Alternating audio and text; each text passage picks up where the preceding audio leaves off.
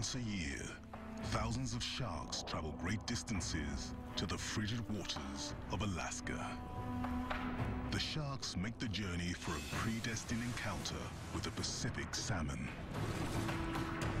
The salmon make their own heroic odyssey to spawn in their home waters to create the next generation. But first, they must outrun the explosive salmon shark, Alaska's Icy Killer. It is a David and Goliath battle when these two great migrations collide in one of nature's great spectacles.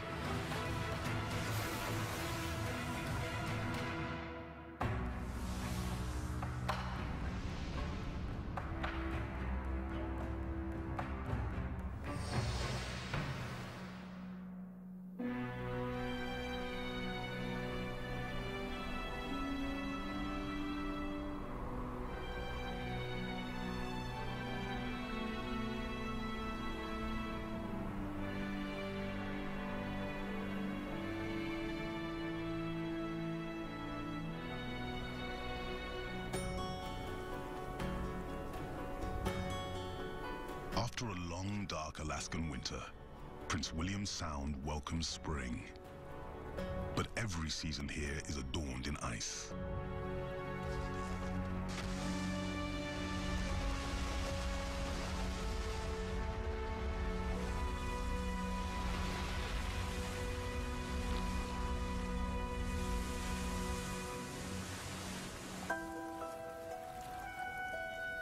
Even in May, the water temperatures barely nudge above freezing. Yet cold does not mean lifeless. An astonishing richness of life flourishes in these subarctic waters.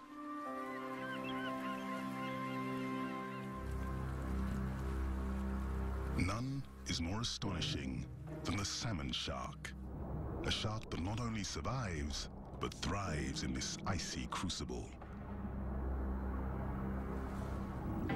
Weighing in at an impressive 225 kilos and growing to a length of around 3 meters, this shark flies through nearly frozen water.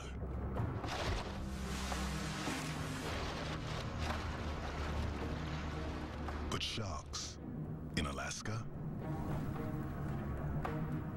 One of the shark's favorite prey, Pacific salmon, lure the sharks to the sound.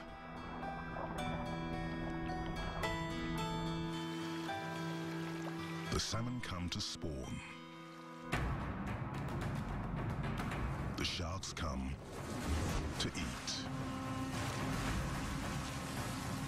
Once a year, the salmon shark and the salmon collide in an epic struggle. One runs on hunger, the other on urgency. Nothing less than the survival of its kind. And this is their Arctic arena.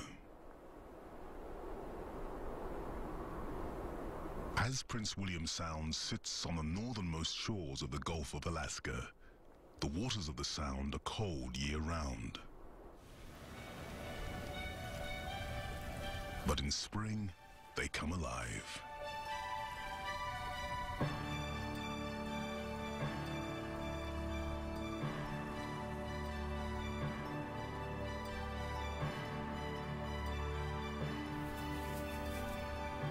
Over 1,600 species of birds, fish, and mammals earn their living in these food-rich waters.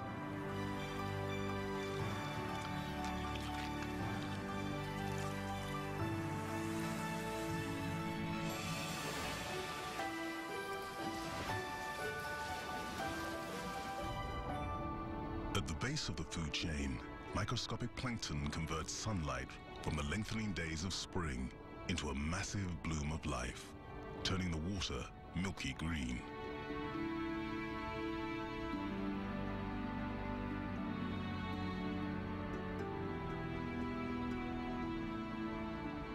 Kelp forests burst with the season's abundance.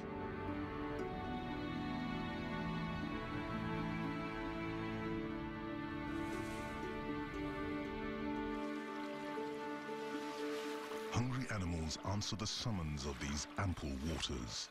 Among them, the salmon shark.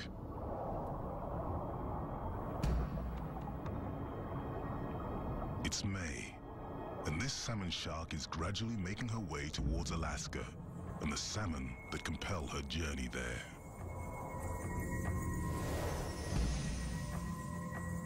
She began her long solo odyssey to Prince William Sound a few months ago in the waters off California, where she was born.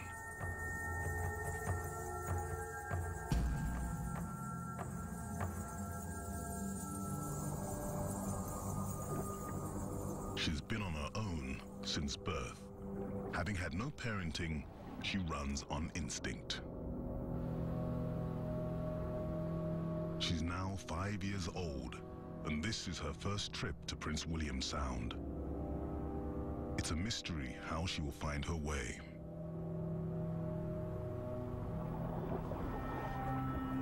No one ever led the salmon shark here. It is somehow just hardwired for this journey.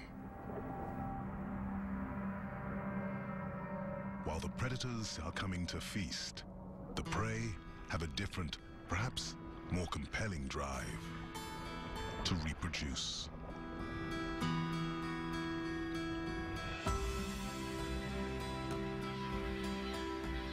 From the distant reaches of the open ocean, these salmon come to the only place where they can successfully mate.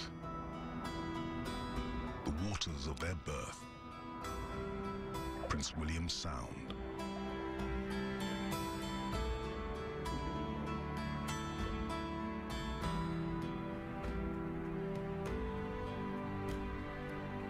Nature has been sculpting this glacial seascape for the past 2 million years.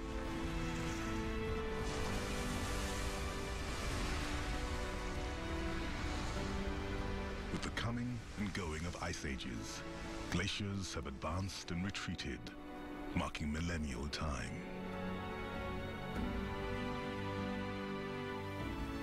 It is this glacial artistry that creates the perfect spawning waters for salmon and perfect hunting grounds for sharks.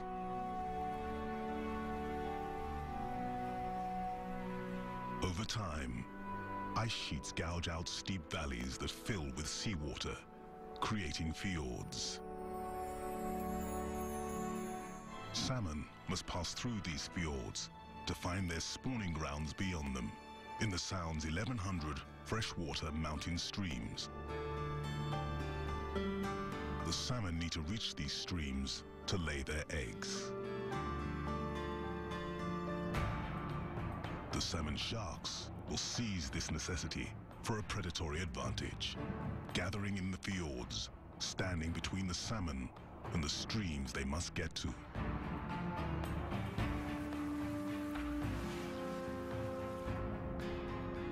The salmon seem doomed, but there are still enormous challenges for the shark. Hunting small, fast fish in ice-cold water requires special abilities. The salmon shark is the fastest predator here. Of the roughly 400 known sharks in the world, this is the only large, active shark equipped to ply these glacial waters. This shark will probably live to about 40 years old. She will journey to the Sound for her share of salmon every spring.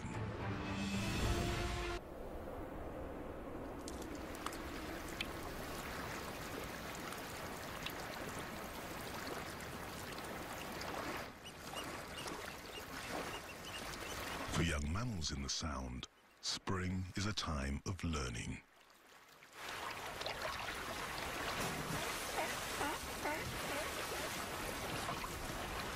Mammals raise their young, giving them the enormous evolutionary advantage of being nurtured.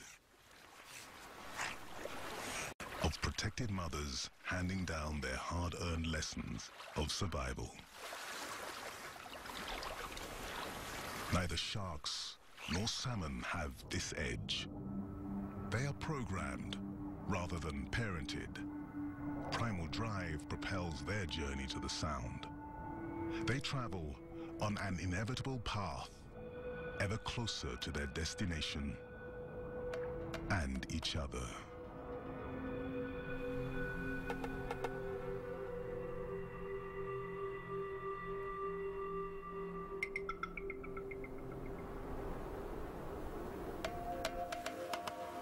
Because of the rigors of surviving here, every creature claims its own niche, its own strategy to survive in this icy world.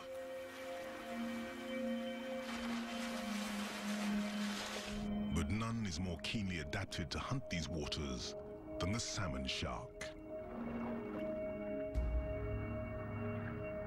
Even its more notorious cousin, the great white shark, rarely ventures into the icy waters that the salmon shark rules.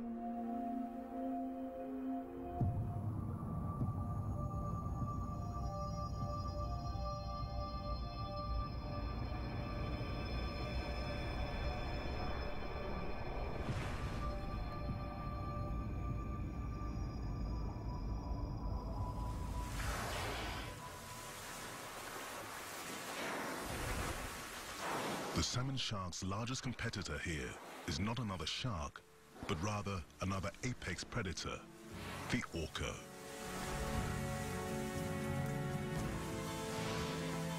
Orcas earn their nickname killer whales because they will attack whales, sea lions, and the occasional shark.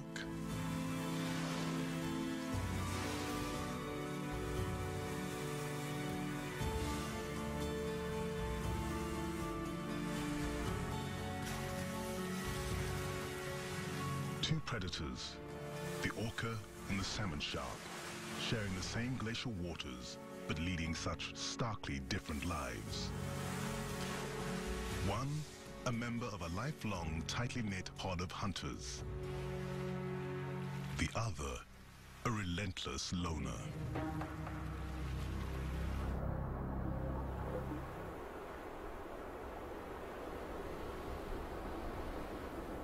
It's July.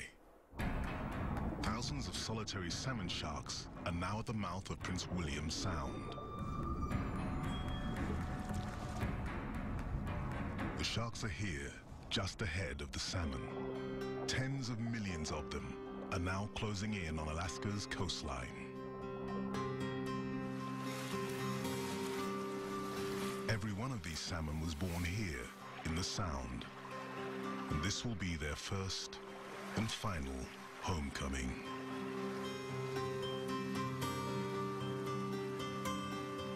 They ventured away from these waters a few years ago to spend their adult lives schooling in the open ocean. But they are pre-programmed to come home to spawn.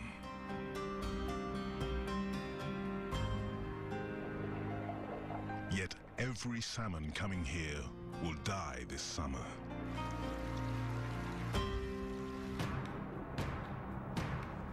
The only question is, which individuals will reach their spawning grounds and which will be caught in the powerful jaws of a great predator?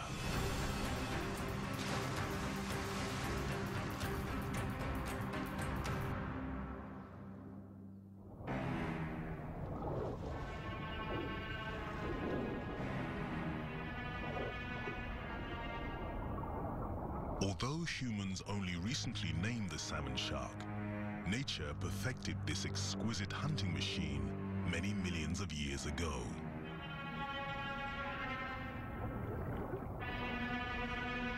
But how does it excel in seas too frigid for virtually every other shark?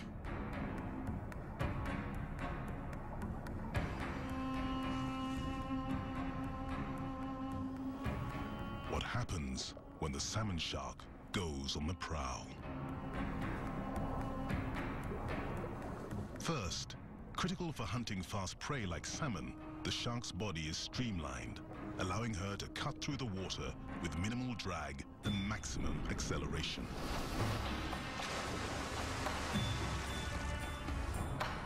Clever camouflage renders the shark practically invisible. Prey above fail to see her dark back.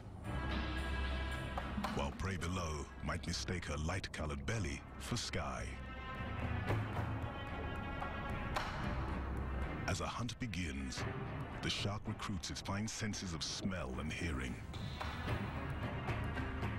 If a salmon is wounded, the shark will smell blood in the water or hear it thrashing. Along its sides, highly sensitive motion detectors, so-called lateral lines, sense water displacement from the smallest movement of the smallest salmon. Also, fish emit a very weak electric signal. The salmon shark can exploit this. Hundreds of tiny electroreceptors around its snout can detect as little as a millionth of a volt emitted by a salmon. As the shark goes in for a kill, the electroreceptors may help it hit its target.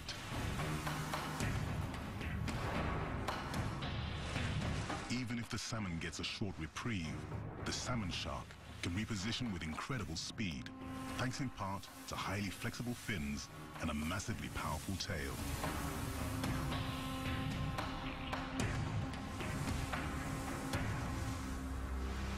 So how can the salmon shark perform at this level of excellence in ice-cold water? Since the vast majority of sharks live in much warmer climes, how does this one prosper here? The salmon shark has an unusual adaptation for surviving in this frigid world. And it's one that enhances every other ability this unique animal has.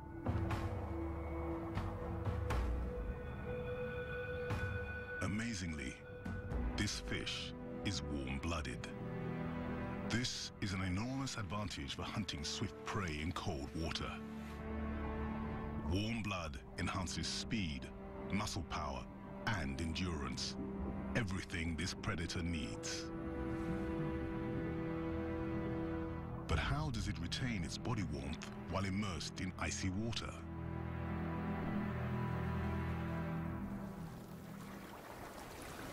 The greatest threat to all warm-blooded animals here is heat loss. Hypothermia stalks the animals as lethally as any predator. Of course, there are the familiar ways of staying warm. Warm-blooded mammals, like sea otters, are clad in a fur coat made of up to 150,000 hairs per square centimeter.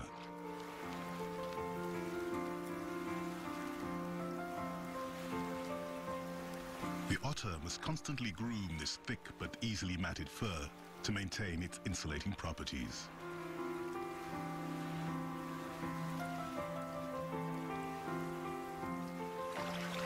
It also must maintain a high metabolic rate by eating up to a quarter of its body weight every day, just to stay alive.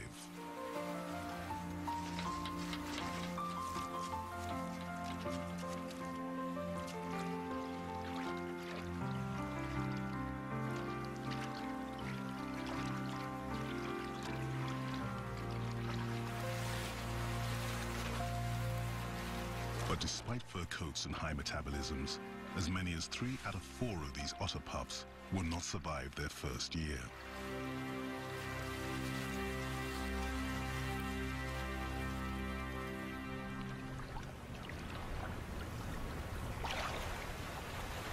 The harbor seal employs a more passive method of staying warm: blubber.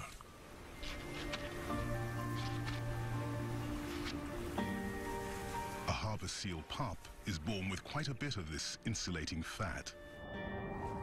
But the pup will only have a 24-day suckling period to build enough blubber to maintain its body heat.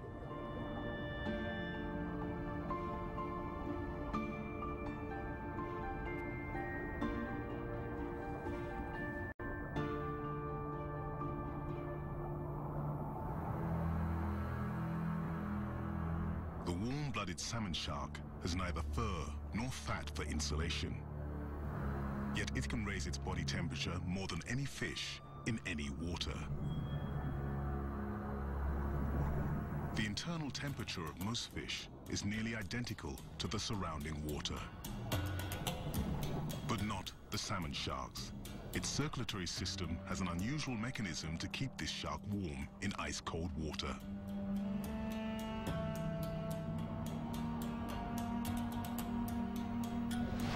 As cold water passes over the shark's gills, it carries oxygen to the blood.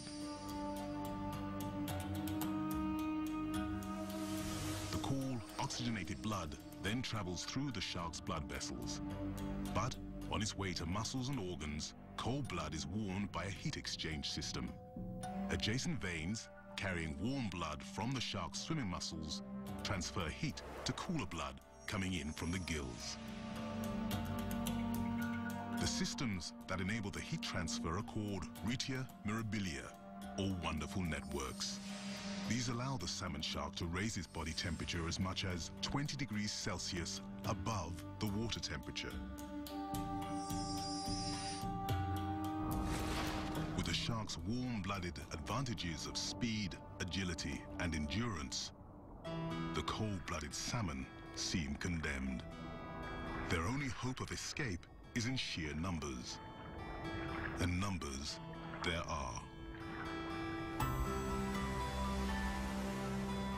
Untold millions of salmon swim hundreds of kilometers to arrive at this, their destiny.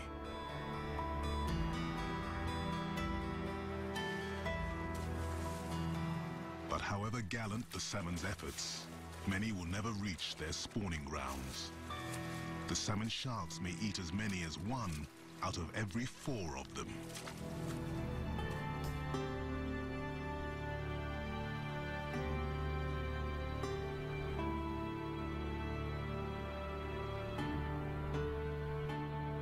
The placid waters of Prince William Sound belie the scene of carnage that is about to unfold.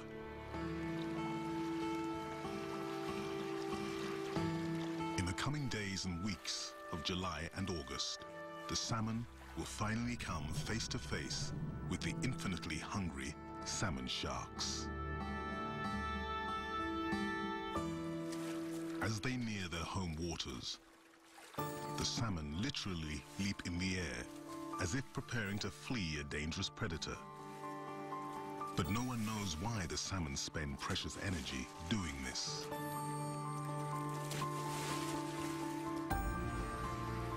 Soon, they will need every bit of their strength. First, to escape the sharks, and then for the epic struggle to return to their breeding grounds, to mate for the one and only time in their lives.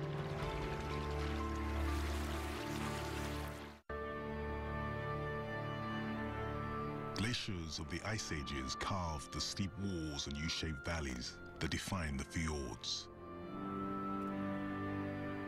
But the salmon cannot spawn in saltwater fjords. They must reach either freshwater streams or the intertidal zone where clear streams meet the salty sea.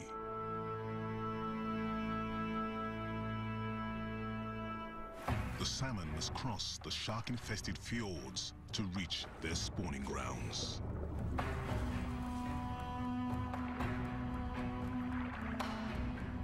It's late July. The salmon gather in large schools, waiting for the rising tide to help propel them up the fjord.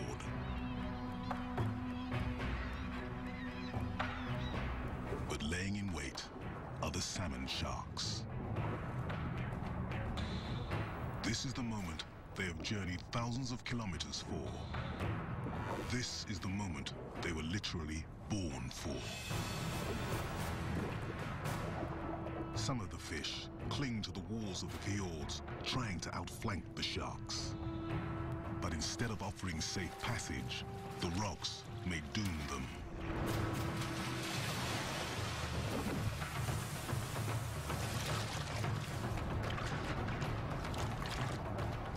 Although sharks have a reputation as primitive, they are brilliant hunters. They push the salmon against the fjord wall and then drive them towards the surface, cutting off 2 avenues of escape at the same time.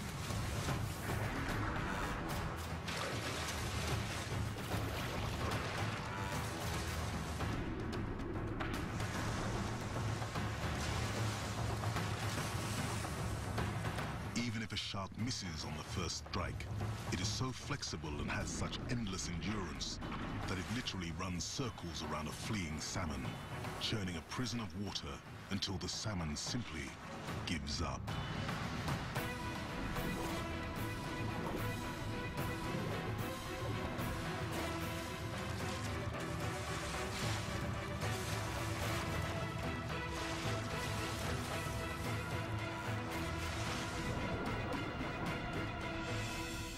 These sharks have excellent eyesight. Scientists studying them believe that the way their eyes are positioned far forward on their faces, that salmon sharks have particularly sharp binocular vision. This is an enormous advantage for closing in on small, fast salmon.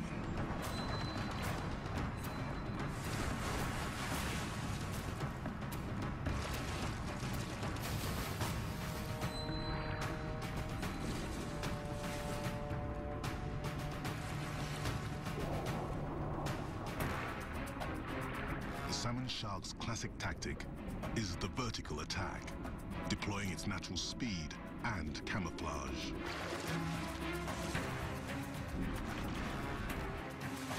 Once its pursuit begins, the shark is relentless.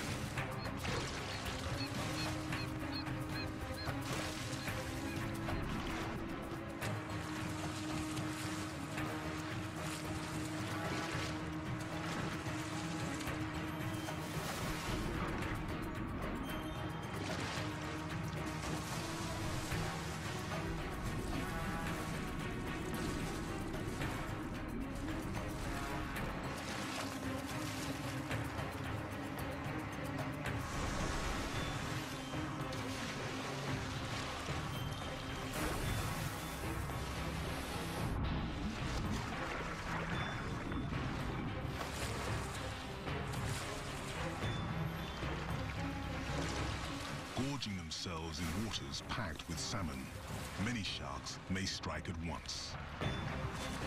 But this is more than bloodlust on the part of the sharks. As they devour protein and fat-rich calories, they're storing energy for reproduction, migration, and leaner days.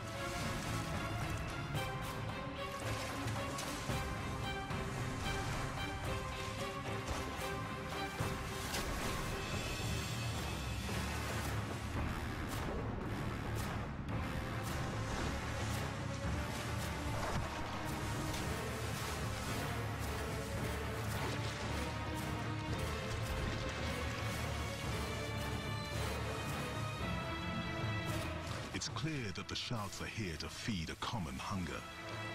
But in the midst of their feeding frenzy, are they competitors or collaborators?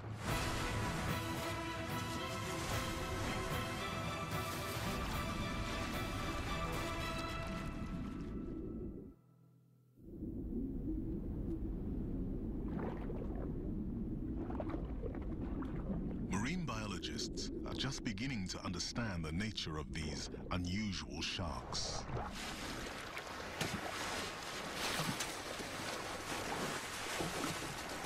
When they converge in a skilled attack, it can look like a coordinated hunt, an organized ambush. But is it?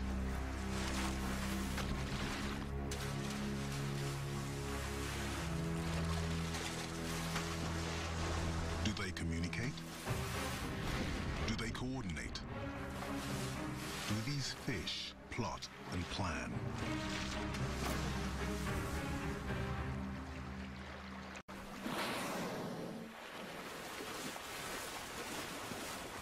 Other denizens of these waters are renowned collaborators. Behemoths who use sophisticated communication skills to hunt as a group.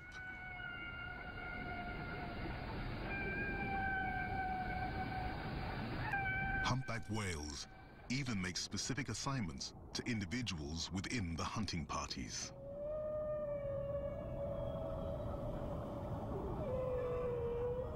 Unlike the shark's hunting skills, these are not instinctive abilities, they are learned.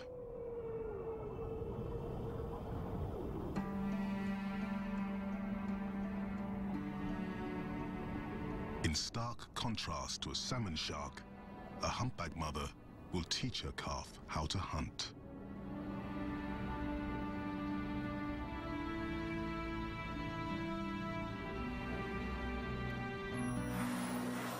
As the calf grows and learns, it may participate in a spectacular humpback group hunting ritual, an awesome feat called bubble net feeding.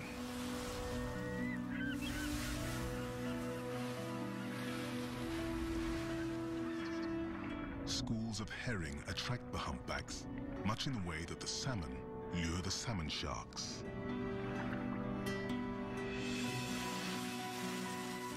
The humpbacks dive under the fish, herding them into a tight ball.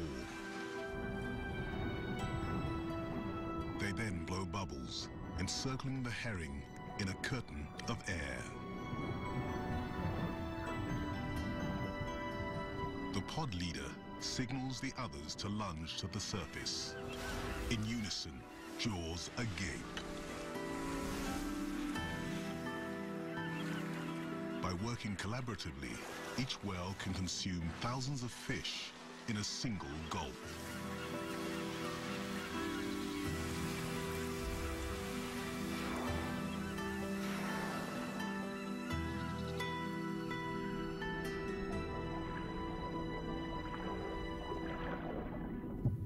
Salmon sharks also hunt with each other, but in their case, proximity does not mean cooperation. Several sharks can strike at once, scattering the hapless fish, enabling each shark to pick off its own target. The sharks appear to have an instinctive understanding of their enhanced power when they work the same waters. A salmon fleeing one shark may fly into the jaws of another. But most biologists believe that the sharks do not coordinate their hunt in the same way that mammals like humpbacks do.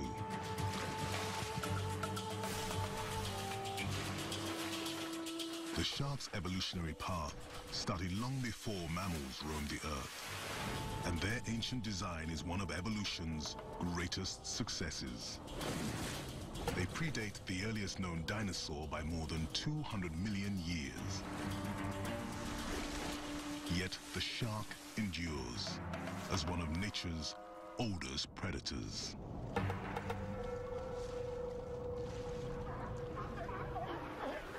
Sharks and mammals have, of course, followed very different evolutionary strategies. In Prince William Sound, as elsewhere, some mammals have morphed their bodies through time. Stellar sea lions probably evolved from a bear-like land-based creature 20 million years ago. In fact, their rear flippers turn forward, allowing them still to walk on land. After a fashion.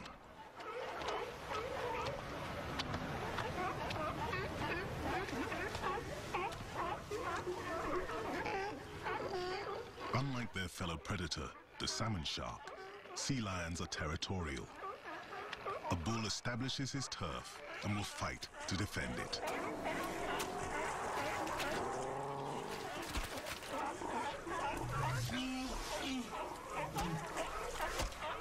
The bulls do not eat during mating season, so size does matter.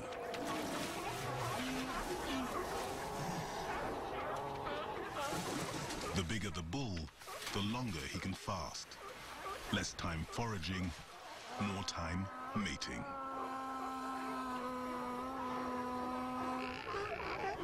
The gregarious bull's personal success, and that of his endangered species, depends on maximizing mating opportunities.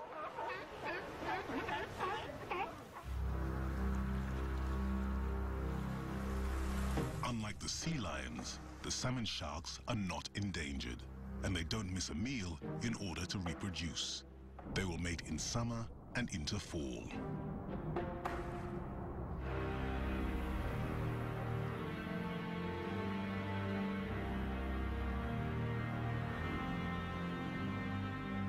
By August, the chilly breath of winter is already sweeping across Prince William Sound.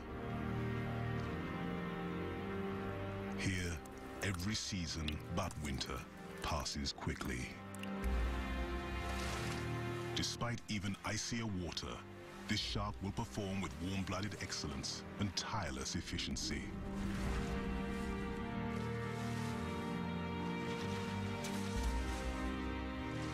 As fall eclipses summer, the days become shorter, darker. The sharks seem to hunt more frequently at the surface without the risk they run on brighter days of burning their sensitive eyes.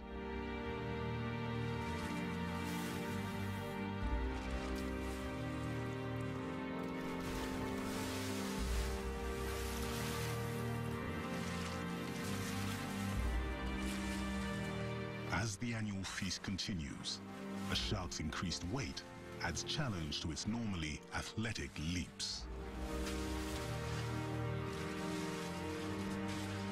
While this seemingly ruthless predation appears to threaten the salmon species, the ravenous shark is actually improving the health of the salmon population. By thinning out the less robust fish, it's allowing stronger genes to be passed on at spawning. So despite their hearty appetites, the sharks are good for the salmon species.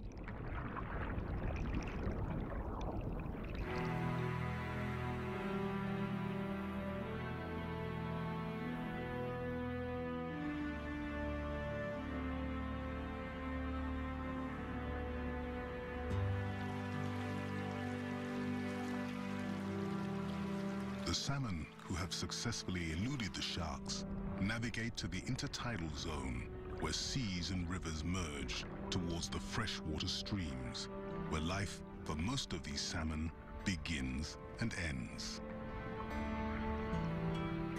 They have come hundreds of kilometers and are so close to fulfilling their purpose here.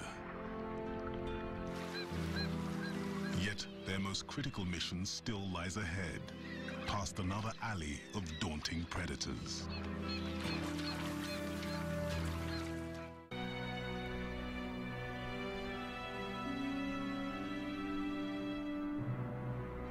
August in Prince William Sound. More than a hint of fall is already in the air. The surviving salmon have an even more urgent need to make it to their spawning grounds. Rather than dying in the jaws of a shark, it might be their own nature that will kill them. The fresh water of the mountain streams is already taking its toll. It's now only a matter of a few days before they will all perish. The salmon must overcome their waning strength to make it to the waters of their birth.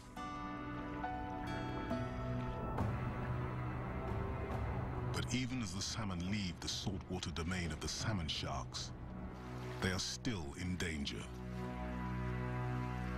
At every bend in the stream, another predator stalks them. It's the salmon's curse to be so nutritious. Brown bears need enormous stores of fat for their impending hibernation. These one-year-olds can now catch their own fish. But a year ago, they were suckling in the den, taking mother's milk enriched by salmon fat.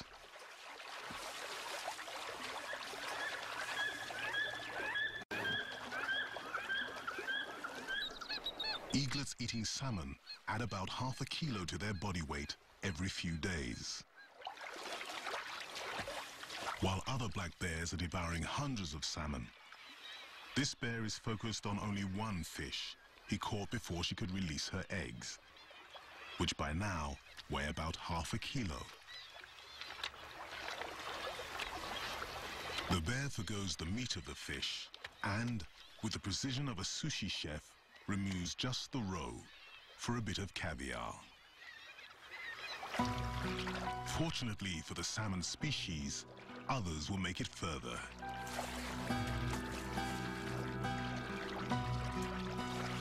Finally, after swimming hundreds of kilometers, The now dying salmon reach the waters of their birth.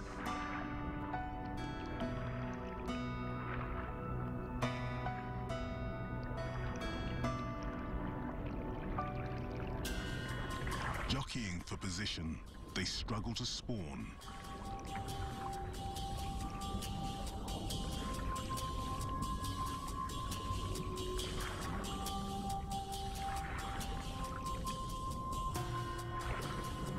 Male salmon, obvious from the sharply hooked snouts that form just prior to breeding, fight each other for females.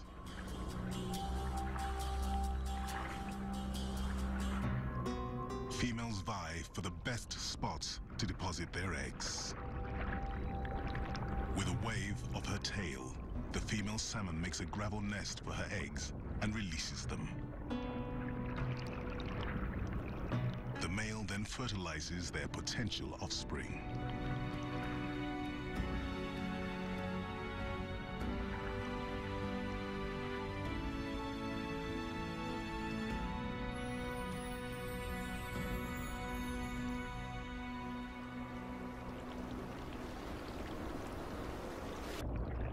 Just as the salmon sharks stalked the salmon, others will hunt their offspring.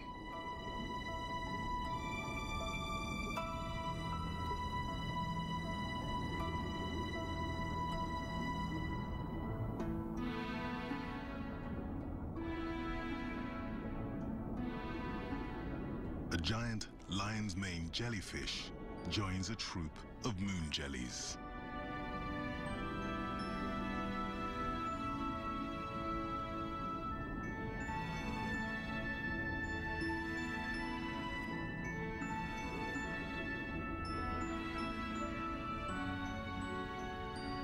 Though these magnificent creatures may seem benign, they are in reality a navy of hungry predators, a gelatinous flotilla feeding on tiny salmon eggs and larvae.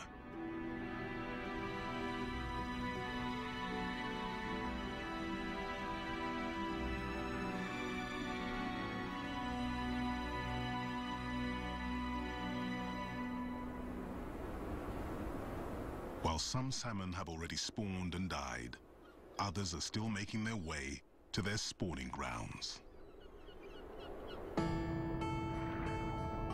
Each river has its own timing, allowing fish access to their home waters without competition from other salmon trying to get to theirs. Nature cleverly staggers the salmon's schedule, accommodating the salmon shark's infinite appetite.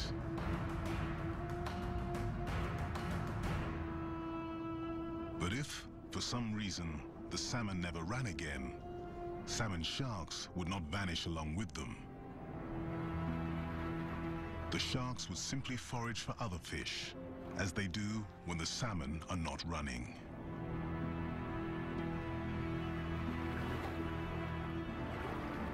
There is a reason that sharks have survived for over 400 million years.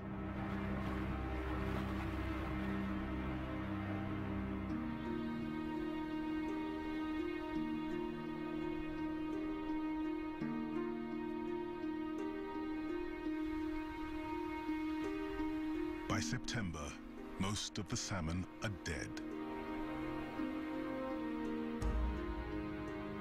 As the salmon disappear, many of the sharks leave the sound, making their way to warmer waters where some will give birth to the next generation of salmon sharks.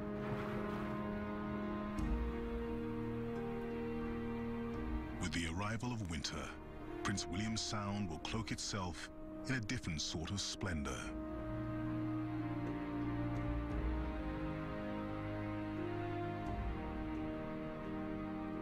No matter the season, there is magic in this icy cauldron of life. Wizardry that commands creatures from thousands of kilometers away to come here.